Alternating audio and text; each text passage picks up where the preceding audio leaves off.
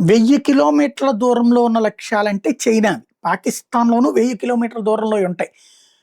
వాళ్ళ ఎయిర్ బేసులు అట్లాంటివి. మొన్నటిసారి మనం 170 కిలోమీటర్ల దూరంతో పాటు 500 కిలోమీటర్ల దూరంలో ఉన్నటువంటి లక్ష్యాలను కూడా కొట్టాం. ఇప్పుడు 1000 కిలోమీటర్ల దూరంలో ఉన్నటువంటి లక్ష్యాలని ఛేదించగలిగినటువంటి గ్రౌండ్ మొబైల్‌తో పాటుగా ఐఏఎఫ్ వాళ్ళకి ఎయిర్ లాంచ్డ్ LRASHM లాంగ్ రేంజ్‌కి సంబంధించినటువంటి హైపర్సోనిక్ గ్లైడెడ్ మిస్సైల్స్‌ని డిఆర్‌డిఓ తయారు చేస్తుంది. ఇది గ్రౌండ్ మొబైల్‌లో అంటే భూమి మీద నడిచేటటువంటి మొబైల్ వెహికల్‌లో నుంచి ప్రయోగించొచ్చు. అదే సందర్భంలో ఎయిర్ ఫోర్స్ వాళ్ళొచ్చేటప్పటికి విమానాల్లో నుంచి కూడా ప్రయోగించొచ్చు.